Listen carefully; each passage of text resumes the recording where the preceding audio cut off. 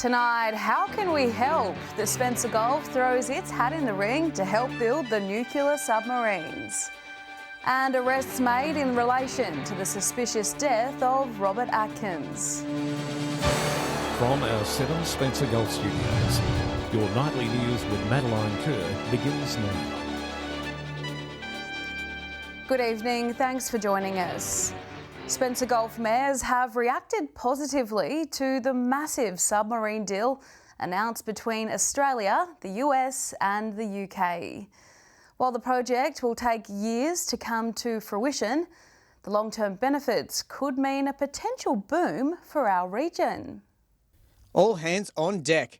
The $368 billion nuclear-powered submarine deal may be in its infancy, but already local mayors and the state government are looking to see how the Spencer Gulf can help in the submarine construction. The whole state, the Spencer Gulf cities, will all be looking at seeing how we can be involved, perhaps in small ways, but it's going to benefit us all in one way or the other. Even though it's a long-range project, it is really good news for the state and our future. We may have a little off-spin for some of our technologies and all that sort of stuff, but it's going to be one of the great things going forward. And just imagine the foresight of government to look 40 years out. The member for Stewart says while it's early days, the region has to put itself out there. If we don't promote ourselves and go forward, then in actual fact nothing's going to happen. But we have to be very proactive about all these things, have to promote ourselves, get out there and yell and say that we're here for people to come up and talk to us. It's very likely that some of that money will come out to the regions. I really can't see, if you're investing in hundreds of billions of dollars, how that can't be good for all of South Australia in terms of the type of investment we need. The US will first sell 3 nuclear-powered subs to Australia in the early 2030s, but construction of the Adelaide-built subs will take decades, with the first one to be launched in the early 2040s. Incredibly important period, not just in South Australia's path, but also the nation's path to national security, peace and prosperity. Daniel Pizarro, 7 Spencer Gulf News. 5 people have been charged by Task Force Southern, the team investigating the suspicious deaths of Robert Atkins, Trevor King and Jeffrey Mundy. Today's arrests are for alleged drug trafficking and firearms offences and are related to the deaths of the 3 men. Police believe Mr Atkins was killed near Port Pirie in November 2020. The then 29-year-old's body has never been found, despite extensive searches in Clare and other regional areas. Anyone with information relating to the murders of Robert, Trevor or Jeffrey, or know where the bodies of Robert or Jeffrey are, you're encouraged to contact Crime Stoppers anonymously on 1800 333 000. Meanwhile, the body of an elderly man has been pulled from the waters at Port Hughes. Police were called to the foreshore opposite Dowling Drive yesterday afternoon after a passerby spotted a person submerged in the shallow waters. The man has been identified as an 83-year-old Copper Coast local. There are no suspicious circumstances and a report is being prepared for the coroner. There's been another election promise set to impact hospital staff in the Far West. If re-elected, the Liberal and National Government of New South Wales is promising $30 million towards accommodation for healthcare workers who choose to live and work in the regions. Making plans to get roofs over the heads of our healthcare workers in Broken Hill. So this $30 million is specifically for Western and Far Western. We've actually rolled out other accommodation with other buckets of money for that. This is just for Western and Far Western. Minister for Regional Health, Bronnie Taylor, says she wants to see as few barriers as possible. So what we know is that we have had real challenges in delivering our health workforce. We know that that has been a challenge for us. It's not unique to Far West, it's not unique to New South Wales, and it's not unique to Australia. The plan is to build 1 and 2 bedroom units close to health services for workers and their families to live in. The government also looking into state-of-the-art housing pods after a successful launch in the east. And that's what we're seeing right across New South Wales, is that it's been really successful. It's not like old nurses' quarters accommodation. It's actually really great modern accommodation and it's working really well. If the Liberals and Nationals are voted back in, they will be working with local government to secure land for the pods. One thing we've been doing is releasing Crown land for new housing and also for the accommodation pods. But what we try and do is we try and base them on health service land that is there. That often works really well. It's really convenient for people to carry through. Less than 10 days to go until polling day. Joshua Mercer, 7, Spencer Gulf News. Indigenous health and support services joined forces in Port Lincoln today for National Close the Gap Day. Equipped with information stalls, healthcare professionals and a barbecue, it was an opportunity for First Nations people to connect. These Port Lincoln locals are doing their part to close the gap.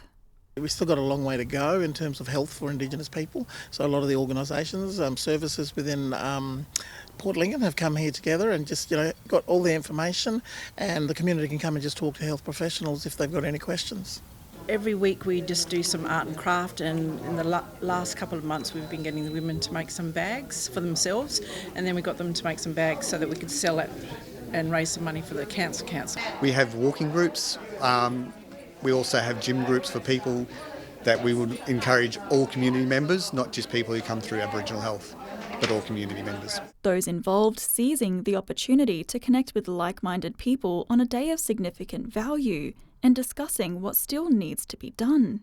It gives us a chance to, let everybody know that, things aren't what they should be, and, there's still a lot of work to do, but people are working towards, getting healthy futures for Aboriginal people. For us, it means to recognise what needs to be done and what has been done and what the future holds. Trying to get people more involved in their health and to so that they can if they do have problems, that they can know where to come. If community members weren't there for health and wellbeing information, there was certainly enough conversation going around to keep them entertained. Just people catching up as well and, eating healthy food and just being together as a community. It's just been a great day today, and everyone's really happy, and I think they're still eating lunch now, so it's all good. Dennis says everyone can support the well-being of First Nations Australians by learning about closing the gap and staying aware of the issues Indigenous people face. Alison Hall, 7, Spencer Gulf News. Still to come tonight, Spencer Gulf councillors back on deck after the local election form drama and riding their way into the national championships. We catch up with the Broken Hill stars of sidecar racing.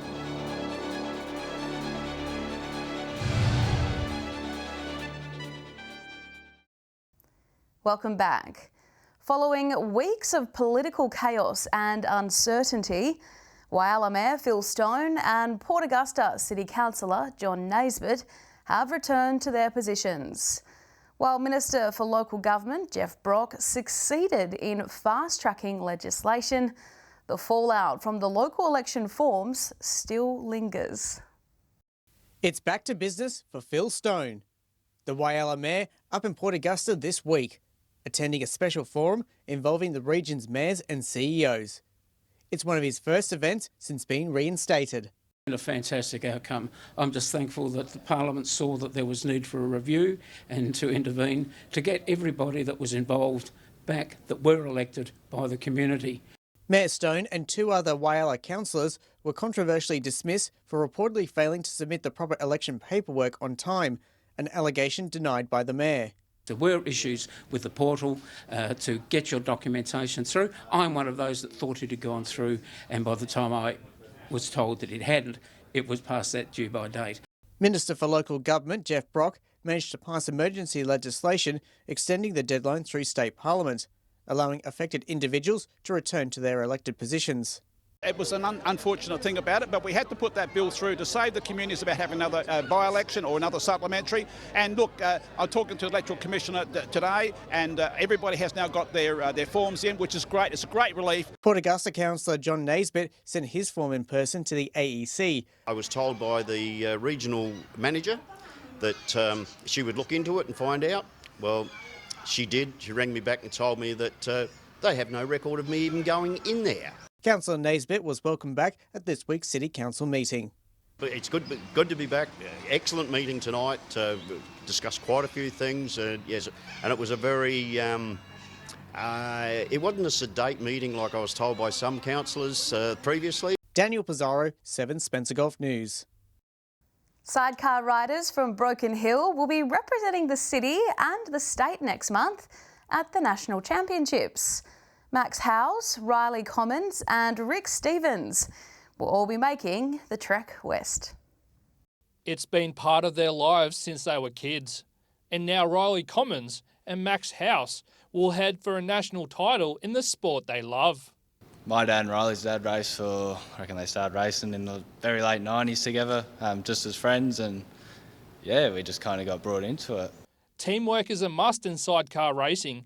Teammates need to trust each other, with one in control of the throttle, handlebars and gears, while the other rider has the weight of the bike and the steering.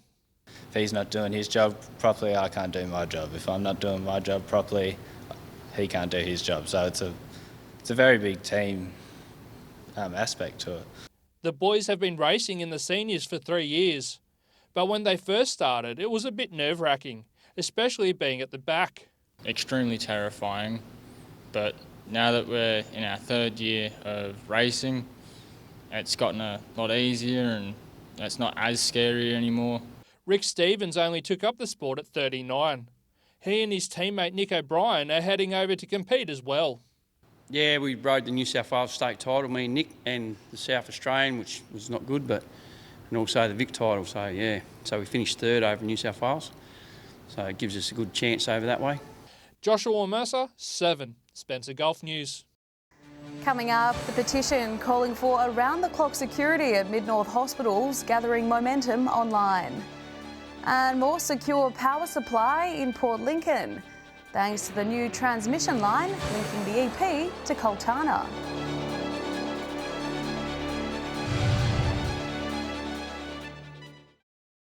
Welcome back.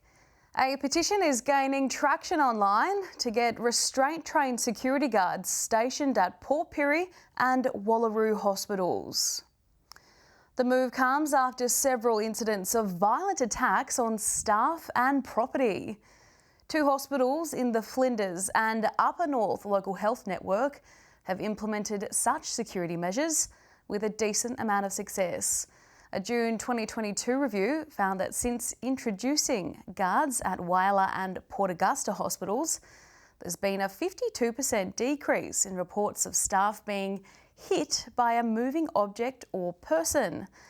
Having guards on duty 24/7 also saw mental stress due to challenging behaviours drop by 23%.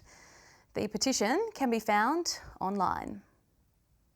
After 2 years of construction, the Eyre Peninsula Link is up and running and powering the region.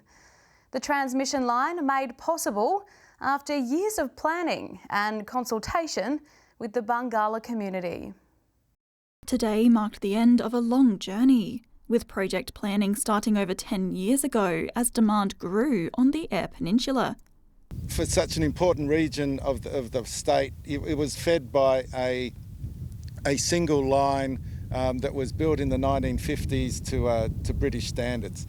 The high-voltage transmission line, stretching 270 kilometres, has now been treated to some much-needed TLC. This has now been replaced by a new line with twice the capacity, built to modern Australian standards. Throughout the project, $20 million was invested into the region and the workforce peaked at 300 people, with roughly 89 Bungala people employed as monitors.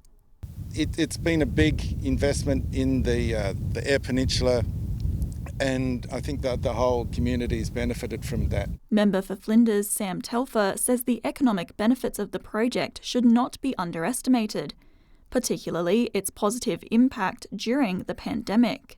The relationships between the contractors and some of the local businesses, whether they're those that were servicing the camps or those that were providing food or supplies for the camp, really did provide a baseline for our local economy during COVID. The electrical highway is being called another step towards the future of the Eyre Peninsula.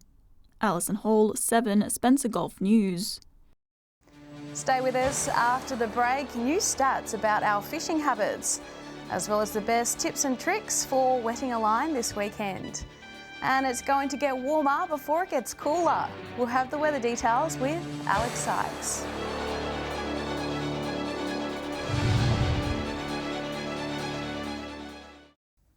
Welcome back. The latest statistics from the statewide recreational fishing survey show that 1 in 4 of us went fishing in 2021 and 2022. The survey also revealed more of us fish in saltwater than in freshwater, and the most popular method is with a line. But without further ado, here's this week's Fish and Tips. G'day and welcome to this week's Fish and Tips from Port Augusta, Jewel North. Well, the tide's now starting to swap over, starting to get more into those winter tides. Plenty of crabs around still at the moment, and they're nice, big and full of meat. Some good catches up around the old powerhouse side as well, so you don't have to go right down. Silver whiting, as you'd expect, over in the Flinders Channel on those banks at low tide, and also along the shacks at low tide as well. You can start to get razorfish now, but obviously the bag limits apply, and there are some salmon up around the creeks, around the Oyster Run, Port Patterson, down in Chinaman's Creek. That's all we have from the Jewel of the North. G'day and welcome to Fishing Tips in Port Lincoln. We'll start locally here in the bay, and there's been quite a few salmon trout around Billy Lights and also down towards the old BHP loading wharf. Also within Proper Bay there's been a few whiting caught and a few whiting also around Boston Island. There's also some nice sized garfish around Boston Island at the moment as well.